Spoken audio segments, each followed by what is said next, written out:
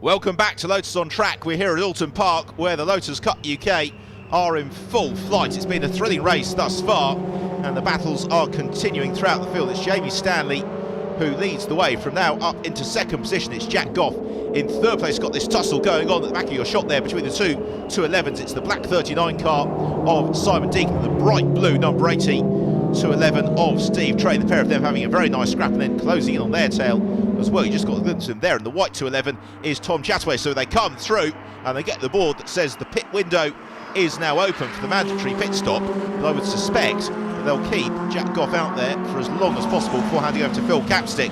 The same goes to the race leader Jamie Stanley, because his co-driver Glenn Sherwood, ever improving but probably not quite at the same level of performance as Jamie, and therefore every lap they can have with Jamie in the car gives them a better chance to score a good overall result. So Stanley it is who has been able to build up a reasonably hefty advantage during the first half of this race as the pit window is open.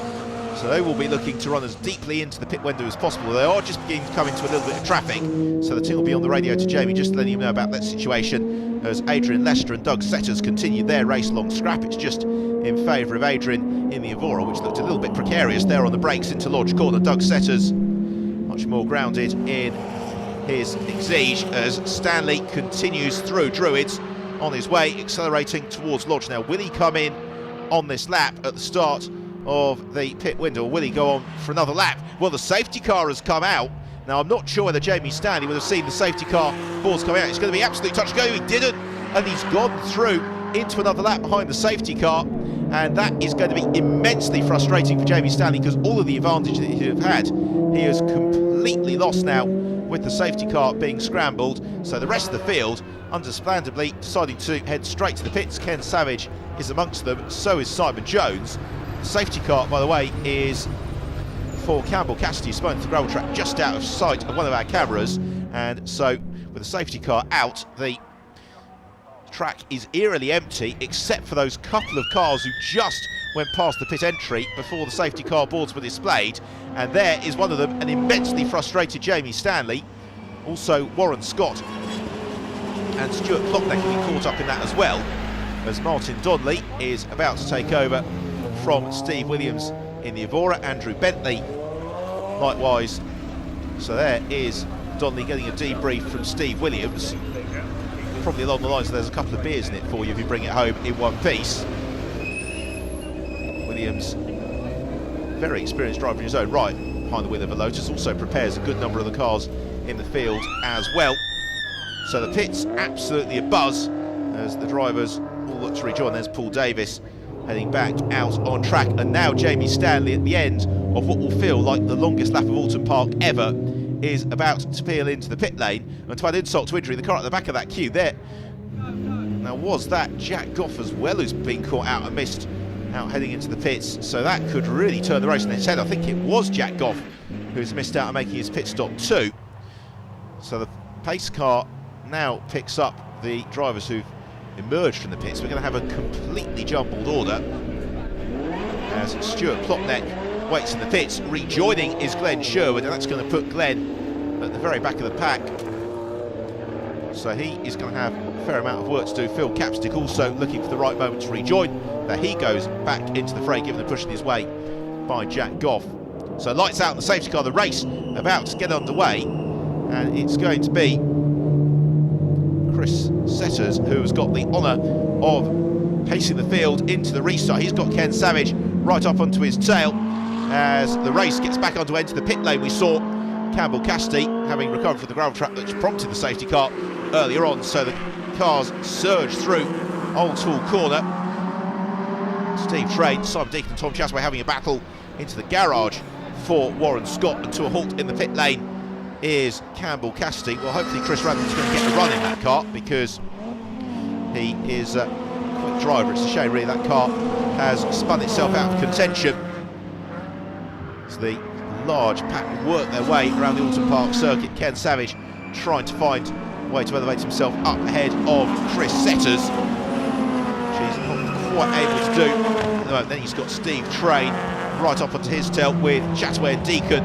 So those 211s continuing their battle from the early phase of the race, and Steve Train particularly looking very aggressive, trying to pick his way up through the order. The only thing I don't quite understand here is how Steve Train has been able to gain a couple of places in the pits, because they all are supposed to have the same pit time. So Steve Train maybe went absolutely on the B of the bag, because he's been able to jump up ahead of Simon Deacon, who has dropped a couple of places in the pits. And Train is very aggressively picking his way up through the order. He really is going very, very well in the 211 this season. He raced in the Lotus on Track Elites Trophy last year with varying degrees of success, but then stepping on the 211's been a great success, as through gaining the place is Simon Deacon. A really nice move on Tom Chataway up the inside line into Lodge Corner, so he gains the place and sets about chasing down Steve Train. So it is Train who is at the head of the field. He leads the race. It's Deacon in second place, Tom Chataway in third position, so the 3 211s to the 4, because although Glenn Sherwood, who's the race leader, has rejoined the race, he's some way down as work continues on Campbell Cassidy. Hi Doug, so you've just been out for the first half of the Lotus Cup UK. How was it? Absolutely brilliant. It's probably one of my best drives, to be honest, and I'm really pleased. The car felt good. I have to say, Martin Donnelly set this up for us at Brands on Thursday, and it's made such a difference. And my son Chris is out there now, and he's lapping in very good times. We're looking, we might even get a podium, so really, really good for us.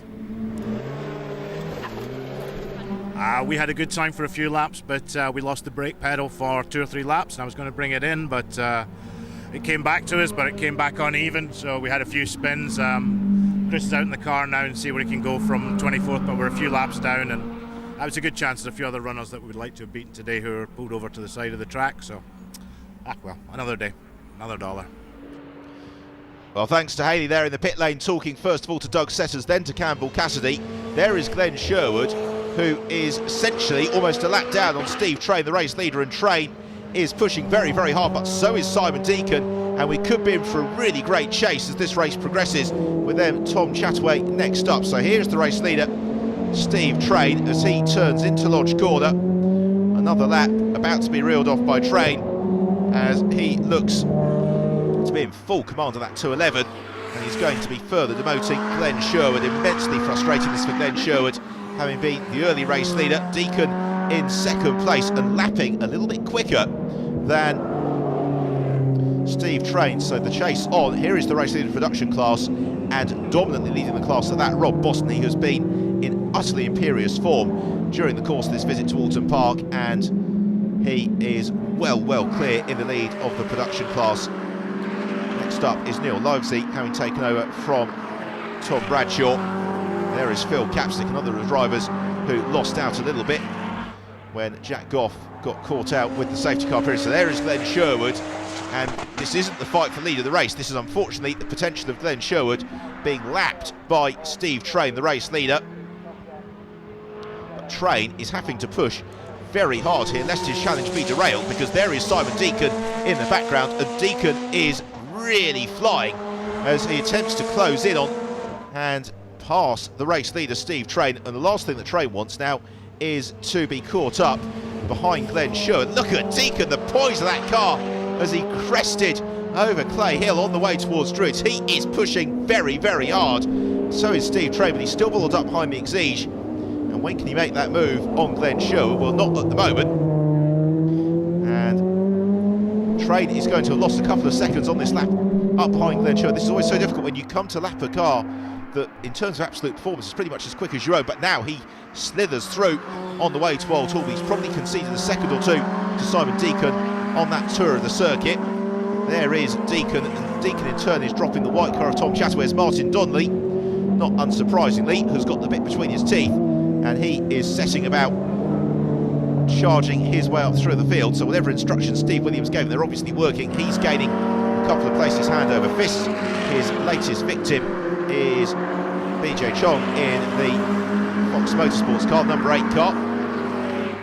So he slips down a spot as Train leads, and in the background we've seen Simon Deacon just up onto the tail of Glenn Sherwood as well. So this is the opportunity for Steve Train to try and gain ground, but again he just misses the braking point. The Britons on that occasion has a slightly clumsy run through the chicane. It's not cost him much, maybe a tenth or two, but it all helps the cause for Simon Deacon as he attempts to close in on Train. And there is Deacon over the crest of Hilltop in the background, moving ahead of Glenn Sherwood. And Steve Train, here he comes. There is then Glenn Sherwood in the black 211 and Tom Chataway in the white 211. Tom currently in third position as play hill and into Druids come this leading trio of cars, and they are very evenly matched, these 211s. But Train this time around seems to have just about withstood the challenge from Simon Deacon. Tom Chataway then takes his turn of moving up ahead of Glenn Sherwood. He's able to do that with no problem at all into launch corner, and that's smart driving from Glenn. He's not made it difficult at all for the drivers to pick their way through. So into another lap then for the leading trio of cars. Disappointment for Glenn Sherwood. We're going for a break. Johnson, a few moments time for the conclusion of the Lotus Cup UK here at Alton Park.